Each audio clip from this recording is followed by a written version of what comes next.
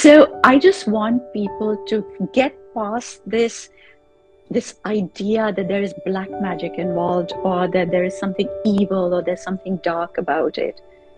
It's a philosophy. It needs to be understood and practiced. So that's what I really want people to go away with, if they just take one thing away with them. Wonderful. Hi everyone, welcome to this chat on Talking Tantra. We have Seema Anand who'll be joining us.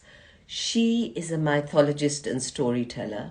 She works on the preservation of ancient Indian literature, and she's affiliated to the UNESCO initiative for preserving oral traditions. Seema is the author of a book called Arts of Seduction, which is a groundbreaking documentary on the Kama Sutra. Welcome to our chat, and thank you for explaining this very complicated topic. What is Tantra? So Tantra, I mean, when people actually translate the word, they say that it means to grow the mind, or to illuminate the dullness, to bring light to the mind. Mm-hmm. In my head, Tantra, when we say to grow the mind, the idea, what it actually means when you look at it in practical purposes, is that, if you were to become so aware of everything around you, this is what they say in a lot of the introductions when they start to teach you, is that, we have at any given point like 5 million stimuli around us. Okay, there is so much going on around us. We pick up a very small number of things, and what you actually can focus on is an even smaller number of things.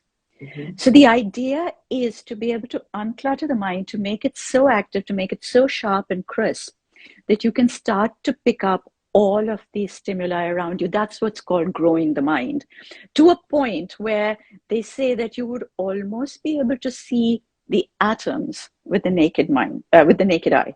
So, if you have a wall in front of you, like when we talk about quantum mechanics, they say that if it's a wall, it's made up of a certain mass. You keep walking into that wall.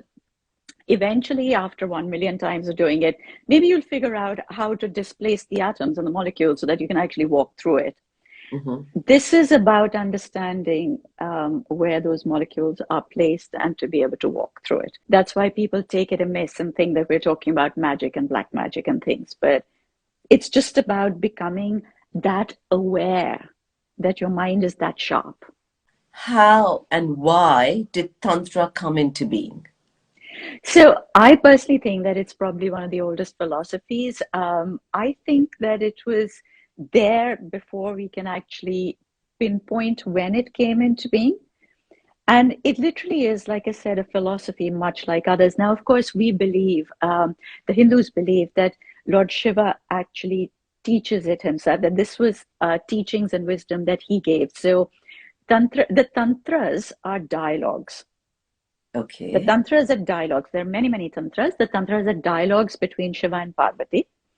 And in some, it is where she asks the questions on how to understand this universe, and he responds. And they say that in some, he asks the questions and she responds. Okay. So the tantras are the dialogues between the two of them. And I imagine that, like any other form of philosophy or form of understanding, it came about in an effort to understand this universe around us. What would you say are the benefits of Tantra? So it literally is, like I said, it's about improving your life. It's about bringing that kind of balance and awareness to your life. A lot of people feel that, or at least the myth that's put across is that, this idea of detachment is where you kind of smoke up and then you're really high and then you're detached from the world. It isn't. It's about understanding how you don't let the emotions that constantly surround you. I mean, we're human beings. We live with emotion. So it's not letting the emotions cloud your understanding. So each time you react, let's say something awful has happened and you're panic stricken. You're going to react to that thing in that moment of panic. Will you be making the perfectly right decision or not? It's really detachment is about understanding. I mean, you're human, you're always going to feel all of those emotions. It's about understanding how to manage those emotions so that you can bring this balance to your life and continue to grow your mind. It's an ideal. It's Okay. not something that any of us really ever get to, that wonderful pinnacle of self-balance and understanding, but it's something that we all work towards. And as I said, the whole idea is to achieve the divine, to achieve Mm. moksha, to achieve nirvana, whatever is the word that we're looking for, to achieve God. And so we believe in Tantra that there are a million different ways of getting there. But the interesting thing is that it acknowledges every single way, but it makes it procedural. So everything that you do, if you say that this is about elevating your mind, then you have procedures to it. It's Okay. not like haphazard and you don't thrash around. A lot of us who have no experience with Tantra, what is the best way of learning it, practicing it? Okay, so a lot of Tantra is something that we all practice in our lives anyway. Like I said, it's a way of life. It's actually about understanding how you practice everyday things. It's literally about everyday things. Mm-hmm. It's not like the big, huge, fabulous sets. It's literally about how you practice everyday life to get yourself to the next point. The very first thing that I did when it came to tantric meditation, because I'm not a great person for meditating, it took me a long time to understand exactly what to do, how to do it, to even bring myself to this point. And I was taught that it's not about clearing the mind. It's not about saying, okay, I will empty the mind and focus on one point, or none of that. It was about listening. So you shut your eyes and you listen. And as you listen really, really carefully, you start to pick up the tiny noises, the Mm-hmm. minuscule bits. Mm-hmm. That's where tantric meditation for me began. And I still didn't get it. I when I started my studies in tantra, I was in a very uncomfortable situation. I had a fund. I'd been given a little bursary to go and do some research. And where I was thoroughly uncomfortable because there were no proper toilets. There were a million mosquitoes. It was hot. It was like, I hated it. I hadn't had a bath in about 11 days. I mean, my hair was so greasy. It was awful. It was just awful. And I wasn't really thinking straight. You have a million different things that you can use. When you're a storyteller, you literally stand on that stage and you have to connect one-on-one with the people because you're telling a story. And you have to fill that entire huge stage just with your words and your being. And it was fine when there were smaller audiences. As the audiences got bigger, we were in an auditorium, the lights go down. You can't see the way people are reacting because that's how you pick up a story. Mm. You see how they're reacting. You make it faster, you make it slower, you change things. I learned to listen to breathing Oh, in my wow. audiences. So when I would be telling the story, so I'd rehearse the story so that it would just come naturally. But my entire being was focused on listening to how the audiences were reacting by just literally listening to the collective breath to know when to go Wow. faster. Yes, and that is literally where I then got into this in a bigger way because my first experience of it was not like, it was very, I don't think I want to do this. Um, but yes, you then start to get into it and you start to understand energies from there. And yeah, for me, it's been a really incredible journey on that. Shut your eyes and you listen because a lot of things come into your head. You listen to all the things, allow yourself to listen to them because if you think, I'm not going to listen to anything, it's impossible because that's when the distractions come in. So Okay. you actually decide, okay, I'm not going to see those things, but I'm going to listen. And in Tantra, the reason that they start with this is because we say that, so the channels of energy exist in your body. The motivations for those channels exist in your brain, Mm-hmm. but there is no direct connection between those motivations and the channels. That comes through the eyes, which is why the placement of the eyes in when you sort of start to proceed with tantric meditation is so important. And I know somebody once said to me, are you trying to say that blind people can't meditate? No, I'm not saying that at all. I'm just saying what the belief is in at least in one strand of Tantra. Like I said, everything is valid. Mm-hmm. But so when you shut your eyes, you actually have to rely on various other senses. You don't necessarily pass that the motivation of energy into your body. You actually first have to focus it in your brain and understand where it's coming from. So yeah, basically when you shut your eyes, you start to listen to the sound. So yeah, my advice would be, if you're going to start your tantric meditation, start with listening. Listening. Okay. Why that Tantra is very misunderstood. Can we go into that a little more before we delve deeper? Yeah, because a lot of the practices are sexo-yogic. And a lot of people get stuck on this idea that it's about sex. And that's where everything kind of just falls by the wayside. Now, the sexual energy is an extremely powerful energy. We know this because when at any point a person is intimate with somebody else, if you're having sex with somebody, it's the only time, particularly if you actually go as far as going into an orgasm, it's the only time where every single function in your body changes.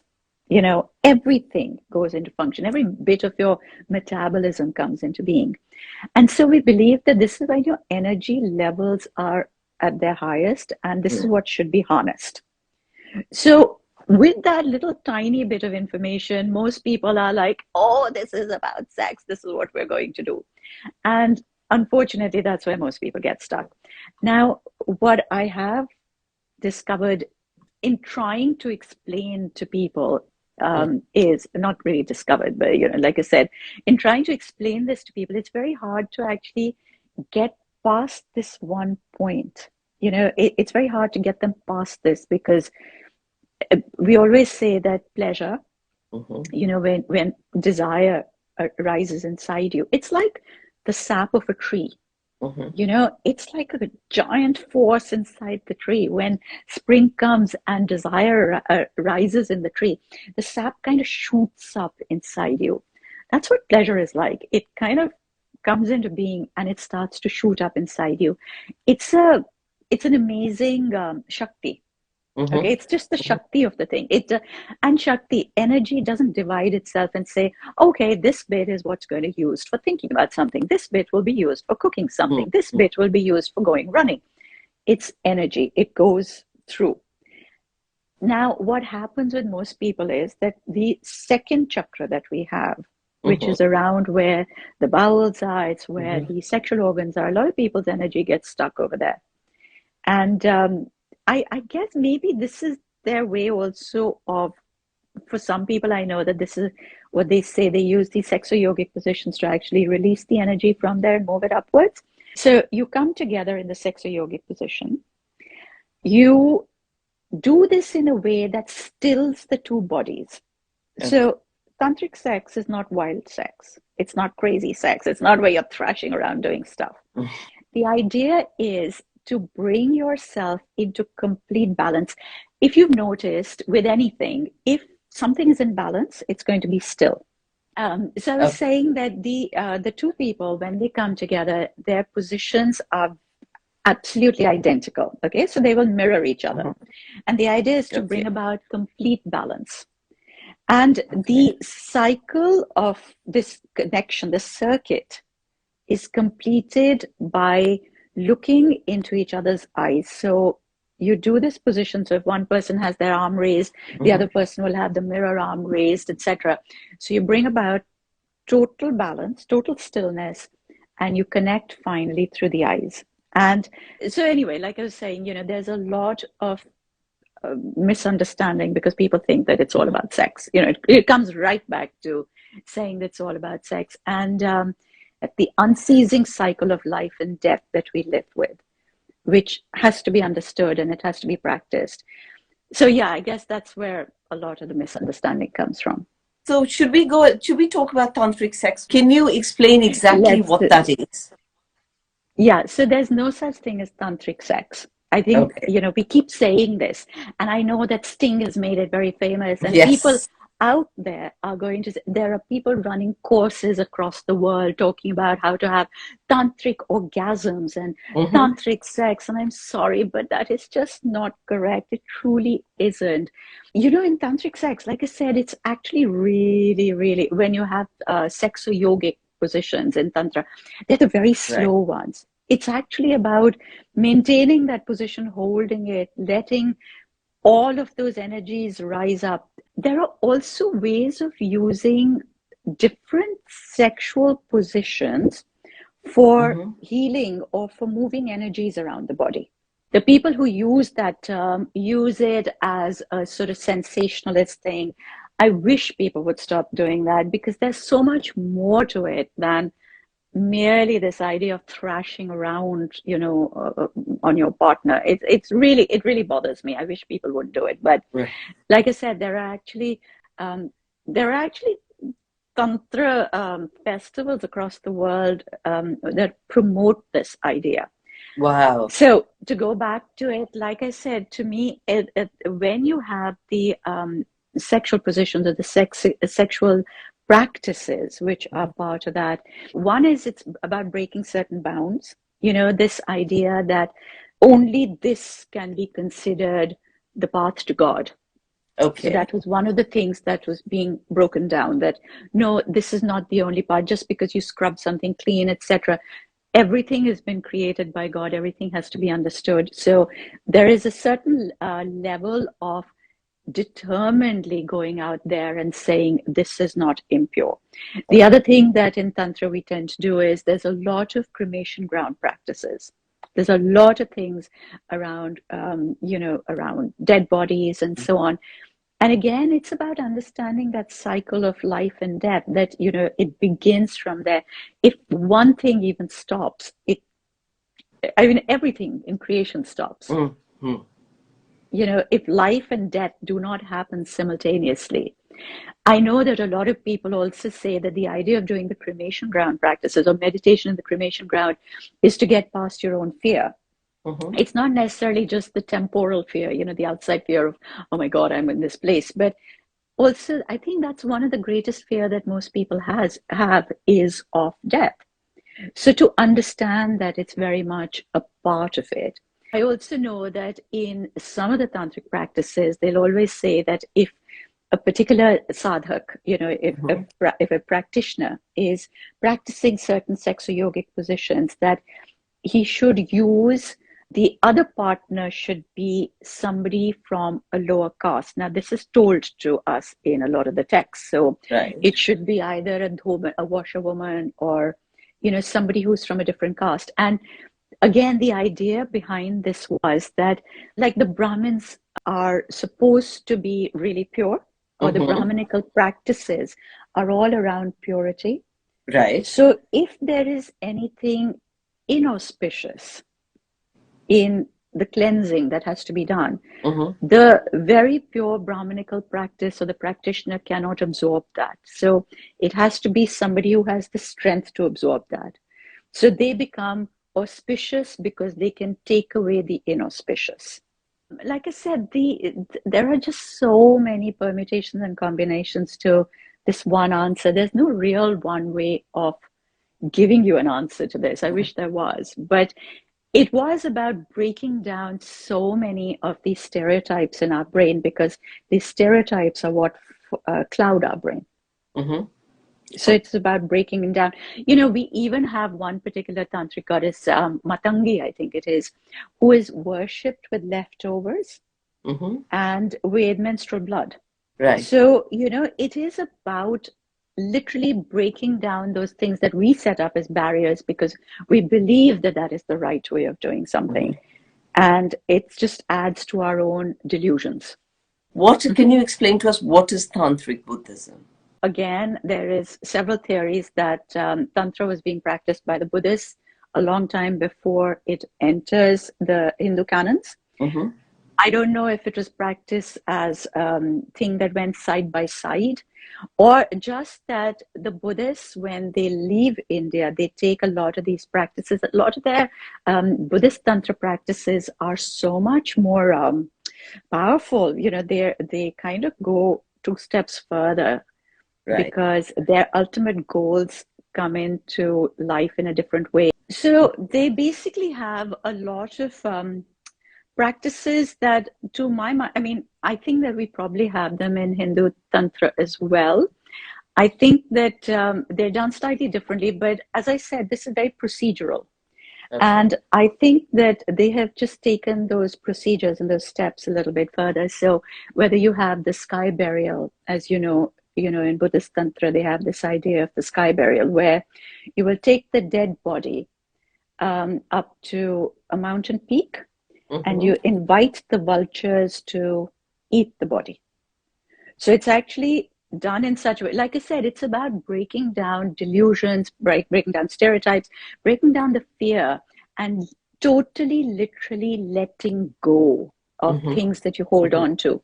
So in one of their practices, which is called the sky burial, and we think that it came from Zoroaster, Yes. from the Yes. Zoroastrians. But basically, it's where you have a slab on a mountain peak. You have what they call the body breaker. So the body will be laid out. The monks will sit around it to chant. The body breaker will then come and slice the body in certain ways according to certain prayers and according to certain yantras that they've decided Okay. on. Okay. And once the body is sliced, the vultures are then invited to come and eat it. And the thing is that sometimes it's literally a case of the vultures will come down and eat it because they haven't been fed. Sometimes the vultures are not interested because they've eaten a couple of other bodies. So they'll have a little nibble and they won't have any more.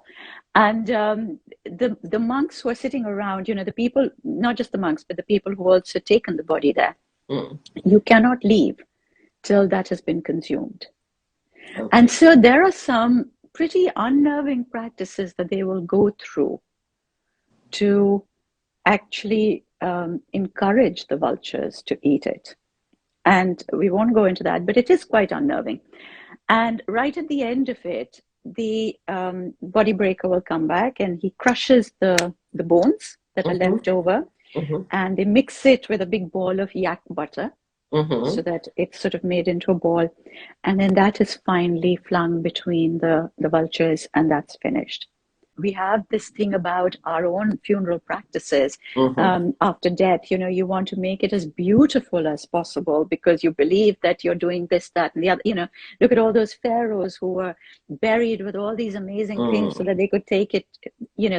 We actually, in Buddhist Tantra, we also have a meditation practice, which is the sleep meditation, where you literally visualize chopping off, dismembering your body one little bit at a time and giving it away. So you're like letting go, but you visualize it. I'm not saying anybody Mm-hmm. does it to themselves, but so I just think that Buddhist Tantra is, it's a little bit stronger, the practices. So, what is Agama and Nigama Tantra? Agam and Nigam. Okay. Okay, very, very quickly. The agamic rituals, so it's the everyday rituals.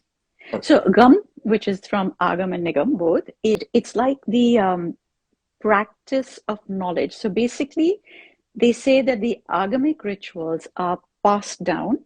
They Okay. were originally revelations by Lord Shiva, Okay. and they're passed down by word of mouth, Mm-hmm. but they're about practice. Nigam, the logic. So there's the practice and the logic. I mean, if I have to put it in very simple Okay. terms, Okay. Okay. it's the practice and the philosophy. So when you do the agamic rituals, which are the rituals that are passed down by word of mouth, it's the wisdom or the knowledge that's passed down by word of mouth through practice. So it's how you practice it, how you actually do it. The agamic rituals can be practiced with Vedic shlokas. So if you're doing a yagna, you can use shloks from the Vedas. So they're like the Vedas, but they're not the Vedas.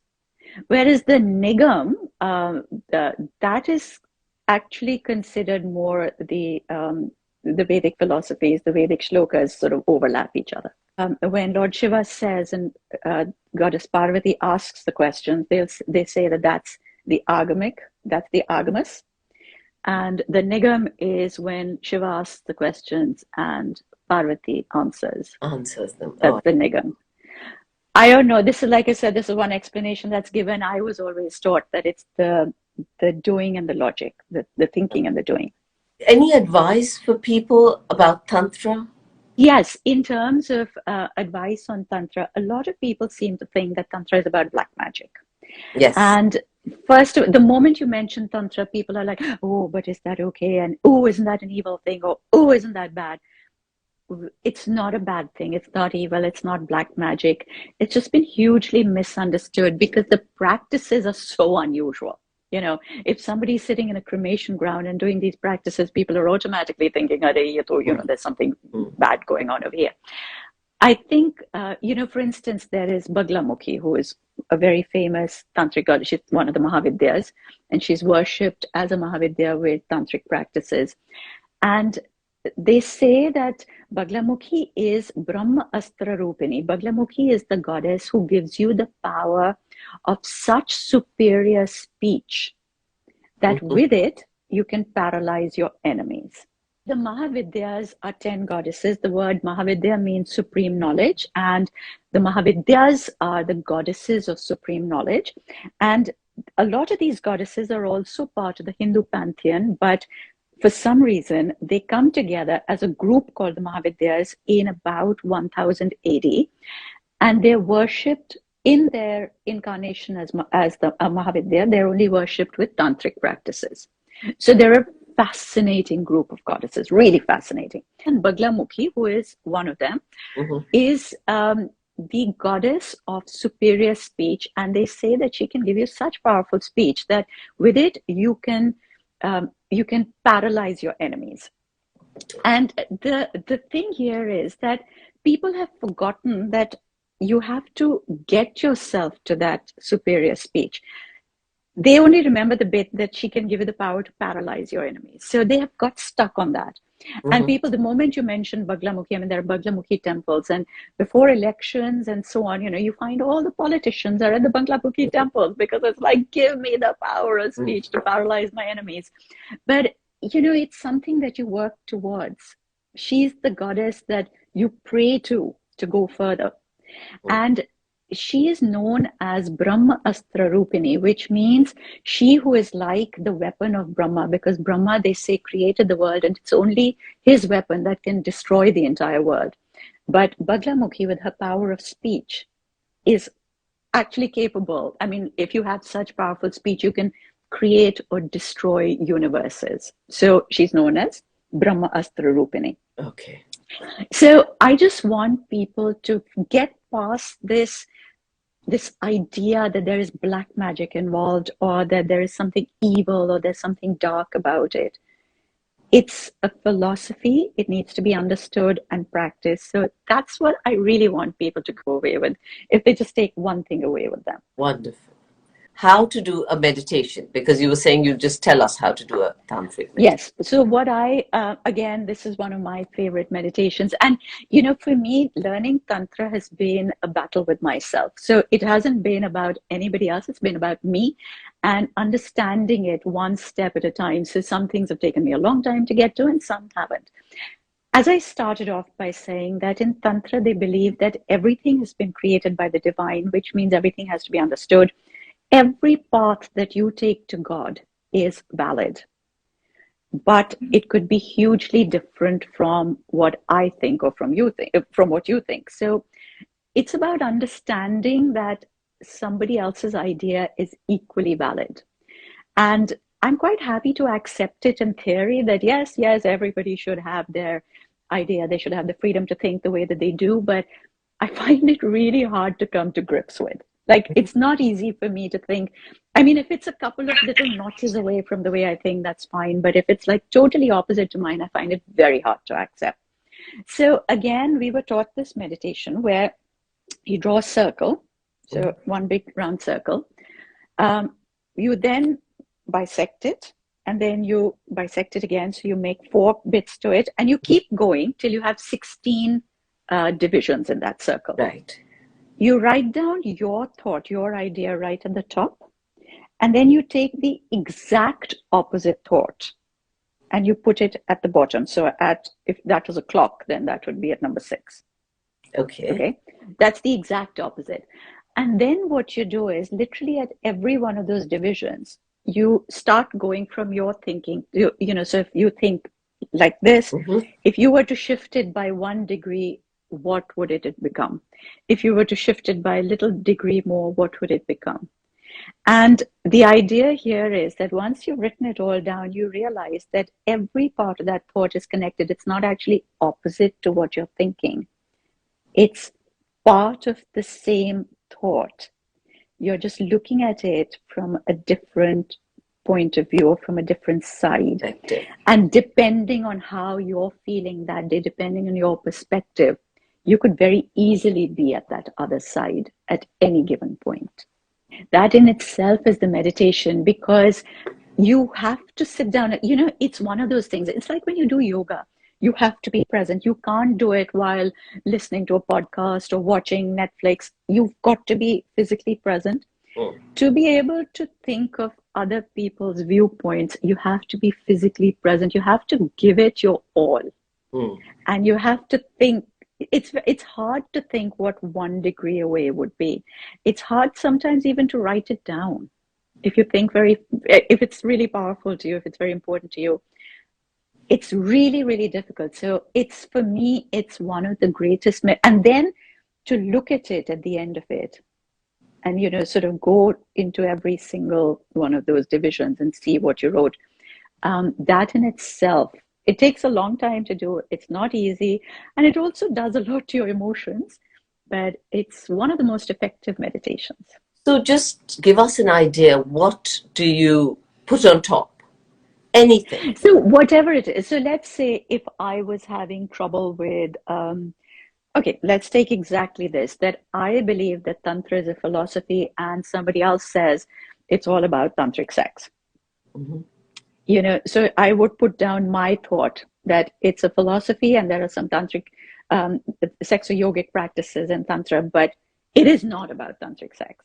And then the next step would be one little shift of, okay, there are certain practices. And the next one would be, where, okay, there are certain practices where they also use semen in the practices. That's also used, and so on. So, with every single one, you literally, you change your viewpoint by 1 degree almost.